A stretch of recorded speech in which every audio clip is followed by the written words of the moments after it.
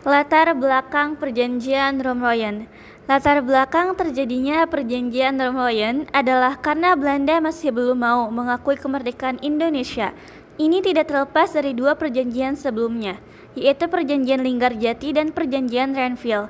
Awalnya, karena Belanda tak mau mengakui kemerdekaan Indonesia secara de facto, dilakukan Perjanjian Linggarjati di Kuningan, Jawa Barat pada 10–15 November 1946 dan disahkan pada 25 Maret 1947.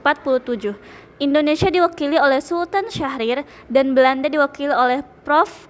Semmerhorn. Hasilnya, antara lain Belanda mengakui Republik Indonesia secara de facto yang terdiri atas Jawa, Madura, dan Sumatera. Indonesia merupakan bagian dari Negara Federal Republik Indonesia Serikat. Ternyata Belanda melanggar Perjanjian Linggarjati dengan melakukan serangan yang dinamakan Agresi Militer Belanda I pada 21 Juli 1947 ke kota-kota besar di wilayah Jawa dan Sumatera. PBB lalu membentuk Komisi Tiga Negara atau KTN untuk menuntaskan masalah ini dengan anggota Richard C. Kirby dari Australia sebagai perwakilan Indonesia, Paul van Zielen dari Belgia sebagai perwakilan Belanda, dan Profesor Dr. Frank Graham dari Amerika Serikat sebagai penengah. Kemudian dilakukan perundingan di atas kapal milik Amerika Serikat, USS Renville, yang sedang bersandar di pelabuhan Tanjung Priok pada 17 Januari 1948. Delegasi Indonesia diketuai Perdana Menteri Amir Syarifuddin, sedangkan Belanda diwakili orang Indonesia bernama Raden Abdul Qadir Joyo-Atmojo. Hasil perjanjian ini yaitu Belanda tetap berdaulat sampai terbentuknya Republik Indonesia Serikat, dan Republik Indonesia kedudukannya sejajar dengan Belanda.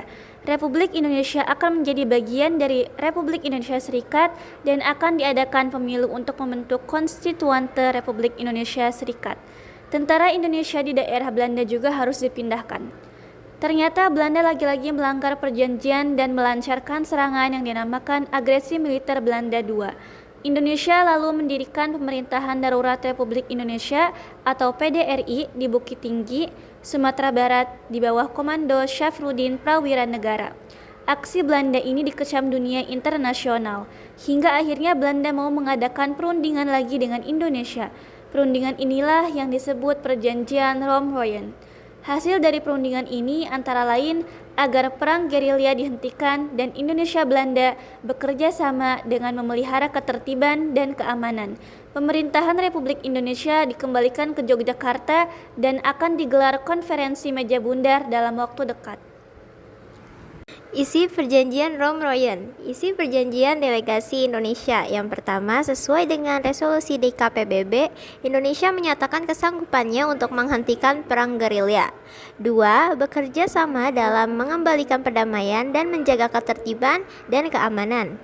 3. Turut serta pada konferensi meja bundar di Den Haag dengan maksud untuk mempercepat penyerahan kedaulatan yang sungguh dan lengkap kepada negara Indonesia Serikat dengan tidak bersyarat. Isi Perjanjian Delegasi Belanda. 1. Menyetujui kembalinya pemerintah RI ke Yogyakarta. 2. Menjamin penghentian gerakan-gerakan militer dan membebaskan semua tahanan politik. 3. Tidak akan mendirikan atau mengakui negara-negara yang ada di daerah yang dikuasai RI sebelum 19 Desember 1949. Dan tidak ada meluaskan negara atau daerah dengan merugikan republik. 4. Menyetujui adanya RI sebagai bagian dari negara Indonesia Serikat. Dan yang kelima, berusaha dengan sesungguh-sungguhnya supaya KMB segera diadakan sesuai pemerintah republik kembali ke Yogyakarta. Tokoh Perjanjian Romeroyen.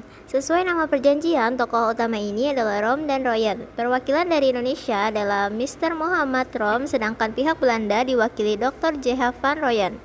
Mr. Muhammad Rom sebagai pimpinan delegasi, Mr. Ali Sastro Amijojo sebagai wakil pimpinan, Dr. Lemena sebagai anggota, Insinyur Juanda sebagai anggota, Profesor Mr. Dr. Supomo sebagai anggota, Mr. Latu Harhari sebagai anggota, Mr. Aka Pringgokdikdo sebagai sekretaris umum, Sultan Syahrir sebagai penasihat, Insinyur Lao sebagai penasihat, Muhammad Nasir sebagai penasihat, Dr. Dharma Setiawan sebagai penasihat, Mr. Akusuma Atmaja sebagai penasihat, dan Sumarto sebagai wakil kepala kepolisian negara. Dampak perjanjian Romeroyen. 1. Soekarno dan Muhammad Hatta kembali ke Yogyakarta dari pengasingan pada 6 Juli 1945. 2. Penyerahan mandat presidenan kepada Soekarno oleh Syafruddin Prawinegara, Ketua PDRI atau Pemerintahan Darurat Republik Indonesia. 3. Gencatan senjata antara Belanda dan Indonesia. 4. Dilaksanakannya KMB Den Haag, Belanda. Nah, kesimpulan dari perjanjian Romeroyen menjadi salah satu hasil dari rangkaian perundingan yang dilakukan antara Indonesia dan Belanda. Setelah proklamasi kemerdekaan pada 17 Agustus 1945, perundingan ini dilaksanakan sebagai buntut dan serangan agresi militer Belanda II terhadap Indonesia di Yogyakarta.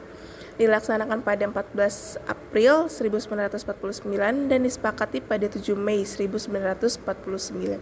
Isi perjanjian Romeroyen adalah tentang penghentian kegiatan perang Indonesia dan Belanda serta penyerahan kedaulatan secara utuh dari pemerintah Belanda kepada Indonesia.